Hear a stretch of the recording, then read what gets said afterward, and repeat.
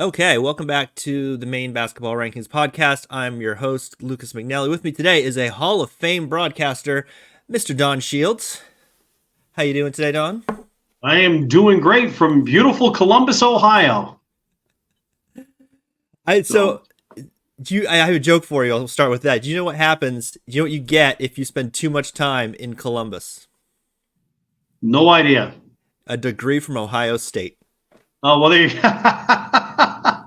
and a quarterback who won't be able to play in the NFL for the most That part. that too.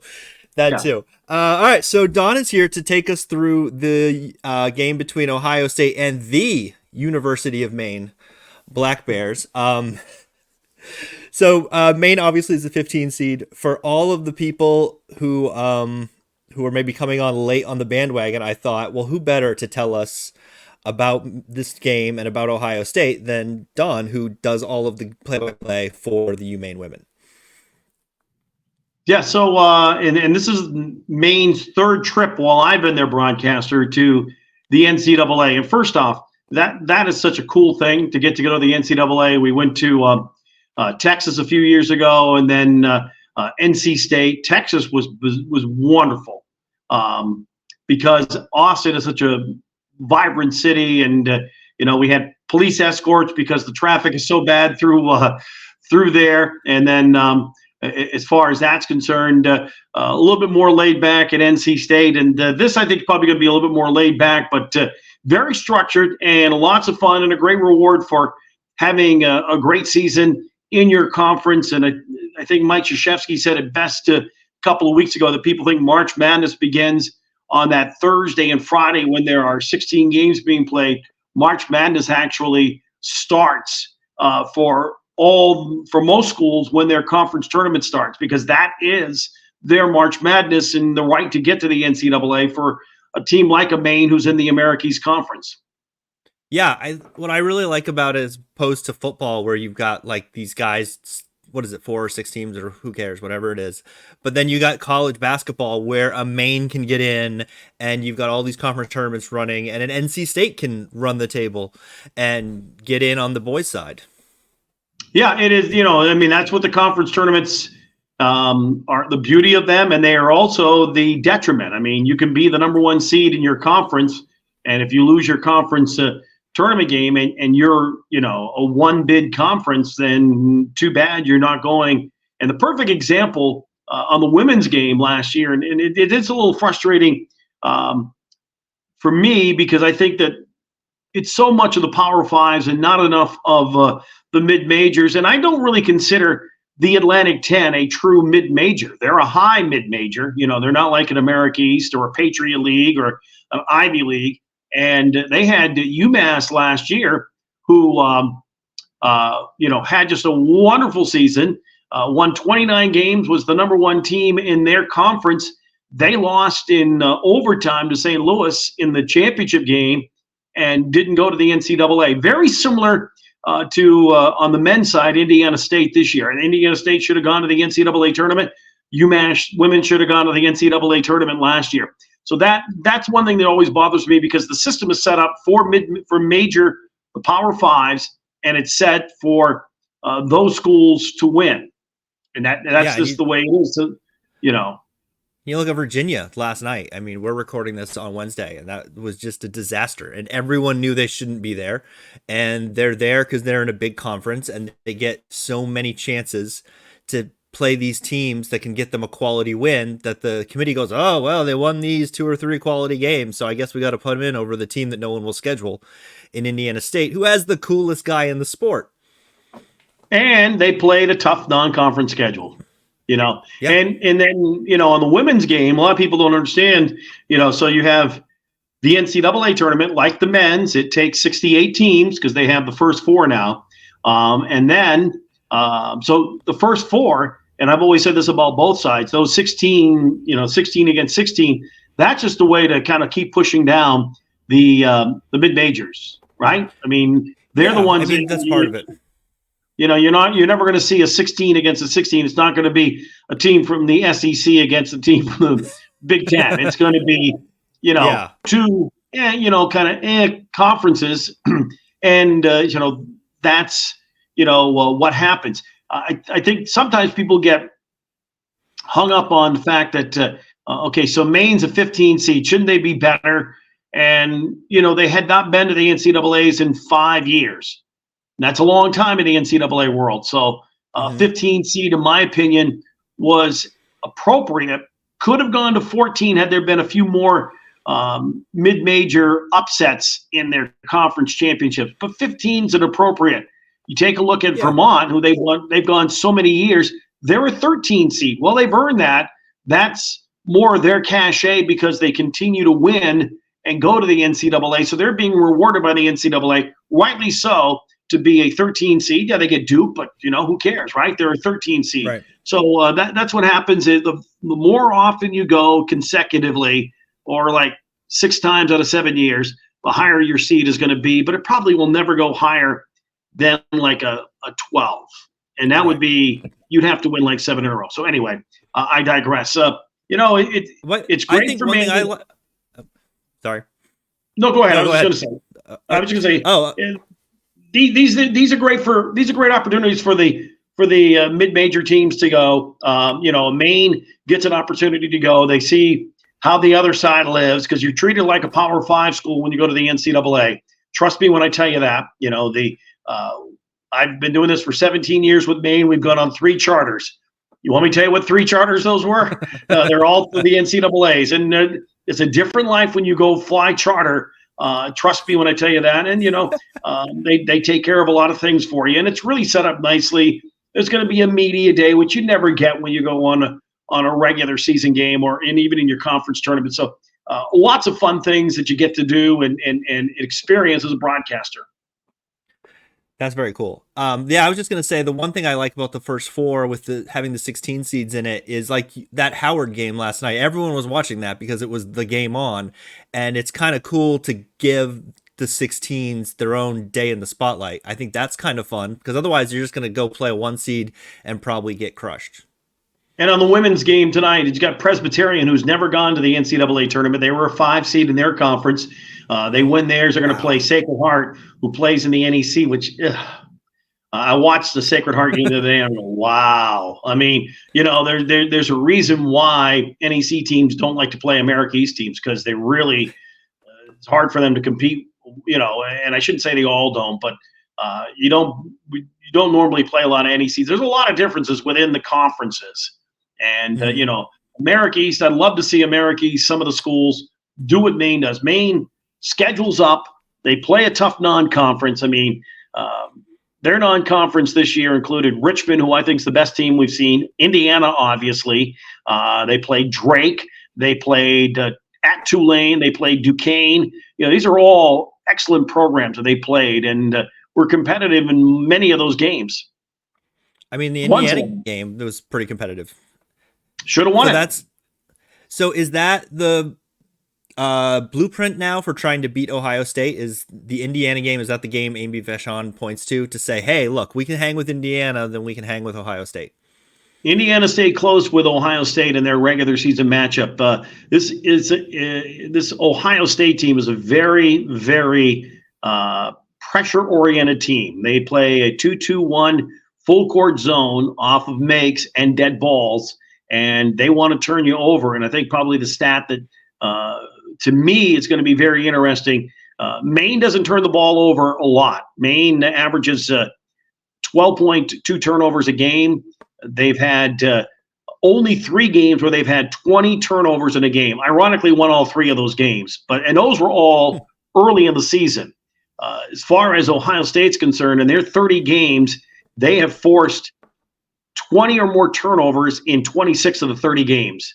Wow. And they've won 25 of those 26. So anytime a team has kept the turnovers to the teens, they've beaten Ohio State. The one team that beat them was USC in the first game of the year, and they only committed 20 turnovers. So, they want to speed you up. They have an interesting lineup because they have a number of their starting lineup. It has 3 grad students, but their starters have 3,000-point scorers and 2 who are over 900 career points. Matter of fact, wow. I figured it out on the flight here. over 6,600 points have been scored by the 5 starters in the Ohio State starting lineup. So that's relatively impressive. You don't see that often. Yeah. Their best player is a young lady by the name of JC Sheldon. She's from Dublin, Ohio. She's a grad, fifth-year grad, all at Ohio State. She's 8 points away from 2,000. She was named a finalist for the Naismith Player of the Year, one of the top 10. And she's going to be someone that Maine is going to have to really keep in check because she's phenomenal, and she is really the straw that stirs the drink for this Ohio State team. But it sounds like even if you do keep her in check, you've got your hands full. It's not like there's non-scorers around the floor. Right. And again, the system is set. You're playing on Ohio State's home court. Mm-hmm. You know, that's if you are one of the top 16 seeds in the women's game, you're going to play a home game, and that's for attendance purposes. Because, you know, the last thing they want on ESPN is a stadium with in the NCAA tournament with 1,000 people in it, right? They want it They want it filled, and they want it jacked up and happy. And you know, we understand that, and that's how the system works. So deal with it. Go out and see what you can do. And it's not like there have been upsets, that there aren't teams who lose in the first or second round of the NCAA who are at home. Happens every year. Somebody's going to lose. Indiana last year was one that lost at home in the first weekend. You know, and of course, Harvard, a lot of people point Stanford. Pardon me? Didn't Harvard beat Stanford one year in a 116? Yeah, that's a long time ago. And then Maine beat Stanford 25 years ago. Maine beat Stanford with a point guard named Amy Vashon. That game, though, was not played at Stanford. That was played at Old Dominion. Maine was the 10. Stanford was the 7. Old Dominion was the 2. I can't remember if they played the 15. So we were talking about this coming down. I can remember this vividly, that the Maine Stanford game was carried on Channel 5 locally, and it may have been carried on a Portland TV station, because at the time, women's basketball was not that big of a thing. And I think it was early on in the contract with ESPN. So the second round game, Maine and Old Dominion, was shown on ESPN2, which to the average person sounds like a big deal. It was in the infancy of ESPN2, and most cable systems in Maine did not have ESPN2, and it really ruffled some feathers. And I know that, and I think Channel 5 tried to get clearance, and ESPN said, nope, we're trying to promote ESPN2. And they had done it earlier, too. The other thing that they did to force cable companies to pick up ESPN2, I believe it was like 3 weeks earlier in a regular season finale, Duke in North Carolina, and they showed that game on ESPN2, and that upset some people across the country. But now it's ESPN2, everyone's got it. I remember watching the first round game, and then I think we probably couldn't watch the second round game because we didn't even have cable back then. Right. Could not watch it. It was not shown. And the majority of Maine homes did not get it. There were, people who had satellite dishes back in the day were able to pull it in and things along that line. But no, cables, most of the cable systems didn't have it. And I don't even think we had cable available at our house at that point. Because it was the dark ages. I did, but I didn't have it. So I think I ended up listening to it on the radio. It's a great medium, radio. Isn't it fun? And so this is where we point out, so you're going to be doing the game on the radio so people can mute the TV and listen to you do the game live. Highly recommend it. And we're going to get you've got move. Yeah, and if you've got ESPN, excuse me, you've got it on an app. You may have to play with it a little bit because a lot of people I think know. My son does UMaine hockey. He does the radio when their games are on ESPN Plus. If I fiddle with it, I can listen to him make the call, and I can watch it on the ESPN Plus. No disrespect to Mr. Mannix. I like Jeff a lot. I'd rather listen to my son. Sure. You can do the same thing with our coverage. Now, we believe that we're going to be pretty popular because it's a 12 noon tip-off, 11:30 pregame show. We'll be on 92.9 The Ticket in Bangor. We'll be on WLOB, their news talk station, 100.5, I beg your pardon, down in Portland, and we'll be on The Score in Central Maine. So we're going to get a lot of state coverage. We also believe that you can listen to it on GoBlackBears.com or the app, the Go Black Bears Nation app, and they are expecting a lot of people to be listening to our call or my call, because of the fact that it's work day, Friday at noon, and people are going to be at work. And so, I'm hoping more the merrier. Listen. And I've been, we've got a lot of stuff to share with you as far as information is concerned. The pregame show has been written, and I started writing the pregame show on Saturday, and I've got all my elements ready. I've got I could pop a few more elements in, but I've been writing notes, and I've got stuff that I can throw at you that I probably will never use, but it's written and ready to go. Perfect. So Ohio State, I looked them up a little bit. They're 9th in the net rating. Yep. And her hoop stats had them as a 2 seed. So they seem like they're a legit 2 seed.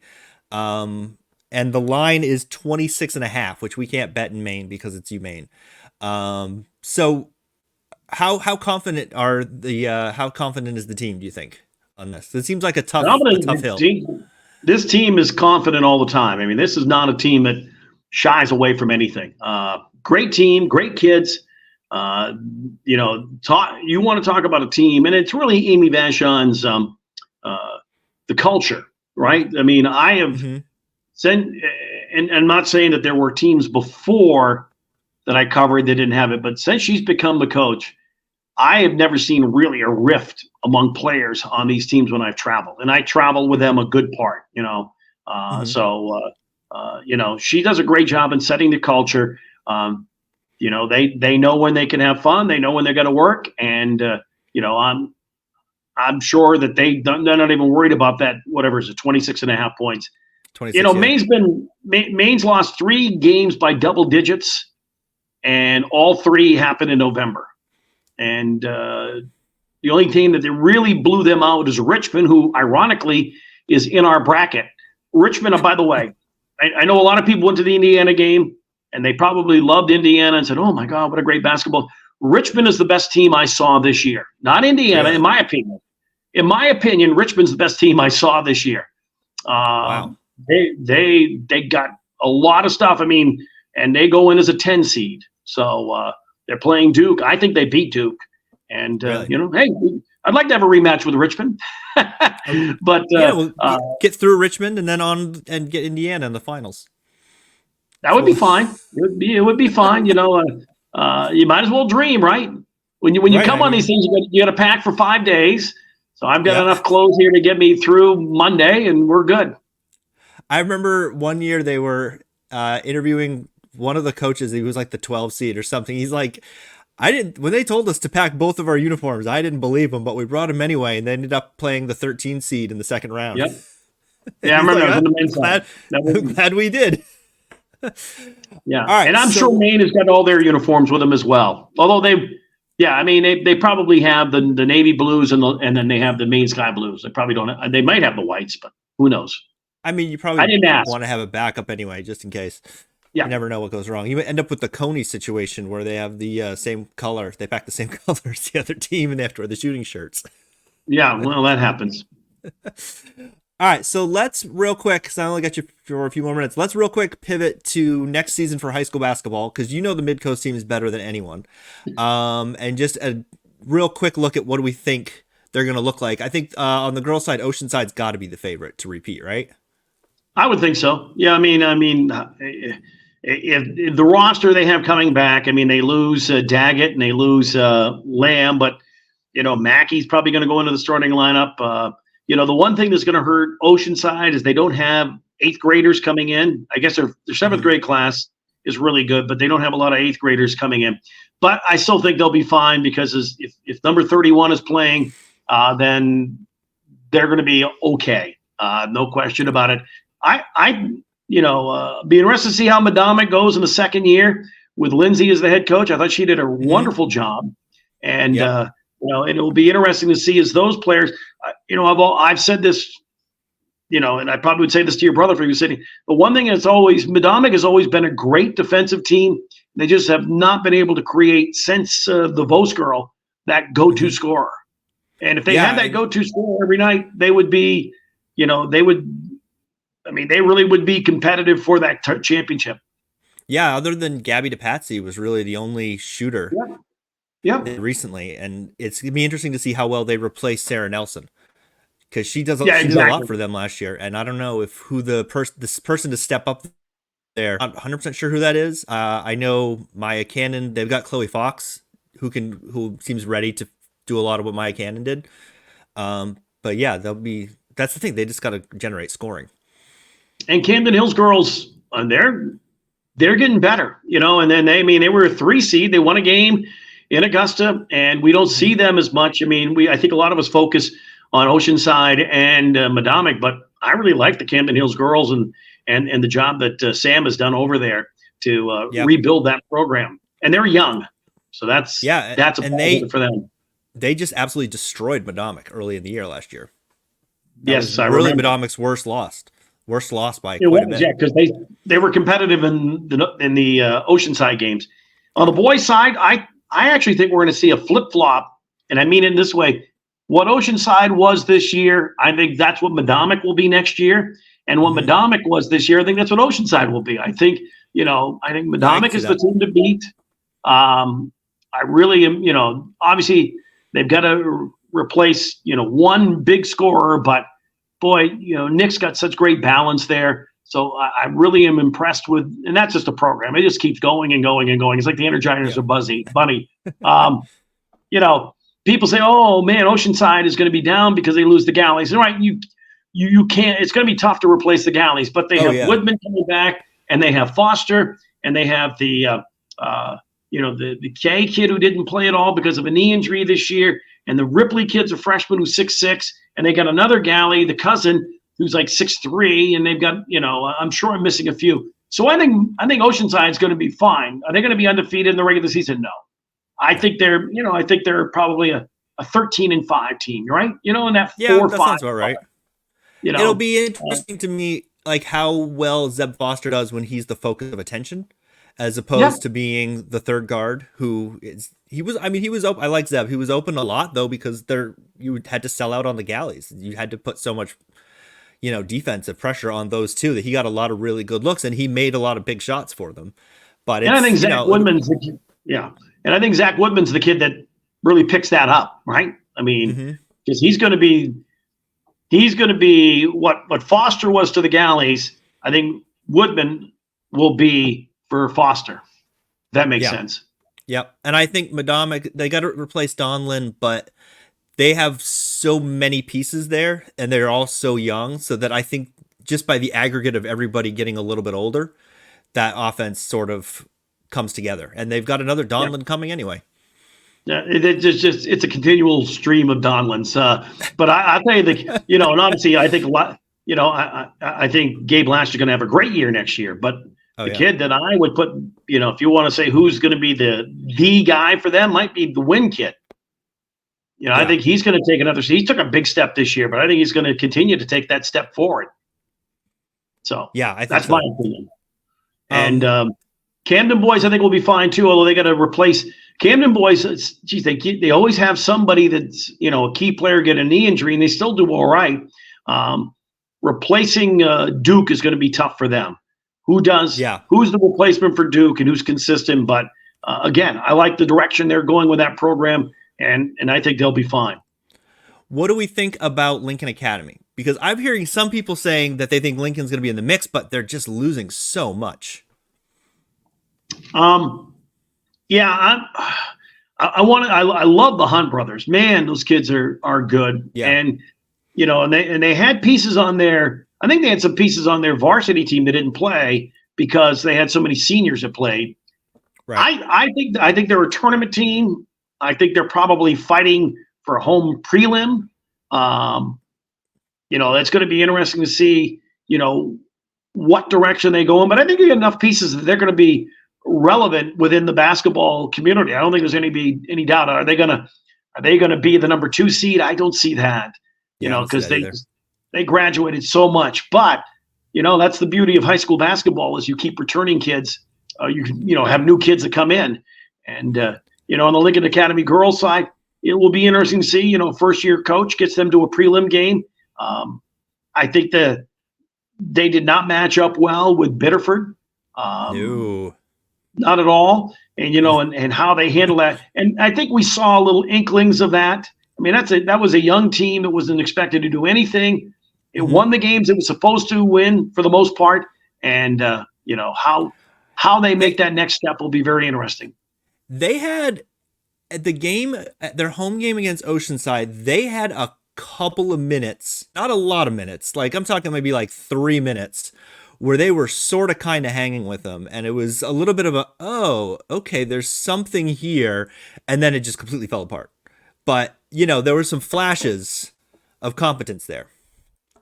Yeah, and the other thing I thought, and we were at that Biddeford game. I just thought once Biddeford really started putting the pressure on them, it was like, oh my God, we can't do this. And Mm-hmm. I don't want to say they gave up, but they were just overwhelmed. I think it's maybe a better word to use. I thought they were Yeah. overwhelmed by what Biddeford brought to you. And if you're talking about a team outside the girls' team to watch, man, that's a Biddeford team. You want to watch them because they had 3 freshmen start. That Crump girl is something. Oh yeah. I mean, she's good. Oh, yeah. And they had that post. I can't think of her name, but she did a nice job too. Yeah, the name's escaping me. For the Lincoln boys, the thing you hear from Lincoln people is that was Ryan Ball's first group that went all the way through from when he started, and so that he sort of overhauled the feeder system, and then so they see. I think there's some confidence there that it'll refill pretty quickly, and then I'm like, well, I feel like I need to see that first because that's. I mean, you might sometimes it's the start of your feeder system, and sometimes it's just a good group of kids that comes through. And Morse does that every like 10 years or so. They have a good group of kids come through, and you think, hey, Morse is back, and then they're not. Yeah.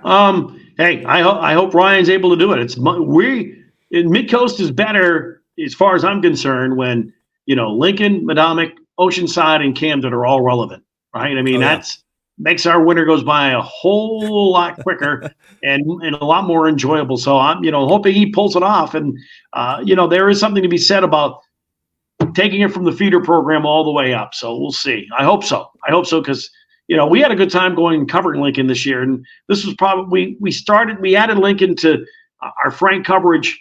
I believe it was last year. We do a few games, right? But we right. started saying, you know what, maybe we can go down there and do some games, and with the whole shift of Medomak and Oceanside going to the Expo and the tournament. It was a great addition that we kind of expanded on Lincoln, and I'm looking to do the same thing again next year. Making them a focus and making sure that we're down there often and get their games. And of course, when they play Medomak and Oceanside, those are natural. Those are rivalry games. Right. And they have a really great atmosphere there. I think we've seen that in the last 2 tournaments that they've brought pretty big crowds. Yeah, And, they definitely bring it. Rob Hunt's the reason they bring it, right? Rob Hunt's the crazy one. he's one of there's several crazy ones, I think. There's several crazy. This is a question, yeah. And then is there so Mount View, let's talk about Mount View for a secnd. Are they they're losing a lot, right? Are they losing Herd? They're losing a lot, yeah. And I don't follow them deep enough to know. Okay. The basically our center for what we do at Frank is Oceanside, Medomak, Camden, Lincoln, and then we ripple out. Right. And then we ripple out and we go down to Booth Bay and we try to add some Booth Bay games. And I think both of those programs are going to struggle for a few years. And then, and then we look at what teams are within the listening area that are like secondary, and secondary may be the wrong word to use, but when I build the schedule, okay, Waldo County teams, those are, Mount View and Belfast. Can we add them where it makes sense? And, right. We do that now. Do I, obviously we were calling the game that brought all the controversy. I would say of our Ripple, Morse would be in there, Erskine would be in there, teams like that. When we kind of sit down, Coney, we kind of look at those schools as well. If it's a decision, when I do a master schedule, I take all these things, and when I've got to make a decision, if I've got a game and one team is playing Morse and the other team is playing Maranacook, I'm going to take probably the Morse game. Right. Just because it's how the Ripple works and what I'm looking at when I do my map. And it's a little bit of how far do I want to drive, and is this game going to be any good? probably. Yeah, yeah. Well, I mean, yeah, that is a point of emphasis. We don't travel. We just go to the local high schools. We don't go on any road games like we used to when I first started. You When don't I want to go to first Levitt? started, no, no. But when I first started doing the games back in the '80s, WRKD and at the time MCM FM, um, we did all of the boys' games involving Medomak, Camden, Rockland, and Georges Valley, and tape delayed games. Oh, So you might geez. have, if there were 4 games going on at night, um, Rockland and Georges Valley were on RKD AM, and Medomak and Camden were on the FM. And if it was a rivalry matchup, say Camden was playing at Medomak, the announcers would be determined by the home team. I mean, it was crazy. But we would, and they did every road game. So we had phone lines in high schools. That's when we did it by phone. Oh, yeah. Rotary phones back in the day. For those who don't Google it, kids. And we would go into these places, and we'd put a phone line in at Mount View, let's say, and go there for Rockland, Medomak, and Camden, right? So we'd use the phone line 3 times. Get your money's worth at Made it least. cost effective. So, but All right, too you much got to about get going. basketball history. Yes, I do. All right, you got to get going. Thank you so much for joining me, Don. Hopefully, you're going to be stuck in Columbus for a long time and for at least 2 games. Right? And then it would I move would love somewhere to be else. here for 2 games. I have done lineup cards for Sunday just in case. Sunday just in case I need it. I got enough clothes to get through. Yes, I packed and prepared as if I was coming here for a 4-day visit. Awesome. Well, best of luck to you and to the team.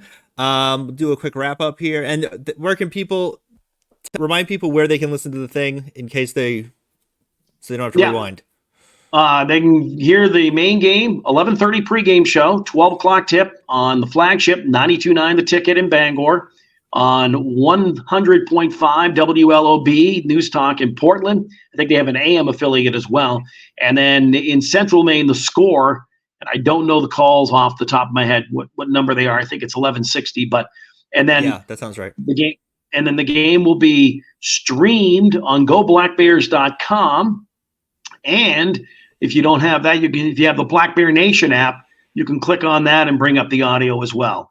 And we're going to be interested to see the numbers because of the people working, how many are listening online. We think it's going to be a high number, so I'm looking forward to seeing that number. It's going to be a lot of people pretending to be working at their desk with their hand like this covering an headphone. Well, and I don't have to pretend. I will be working. But I get to see it in full color, and hopefully we draw a nice picture for those listening on the radio. Awesome. Fantastic. Thank you so much, Don. This podcast is available wherever you listen to podcasts, other places where you don't listen to it. So if you enjoy this, leave a review for all the algorithm nonsense. And thank you so much. And until next time, you're listening to the Maine Basketball Rankings podcast.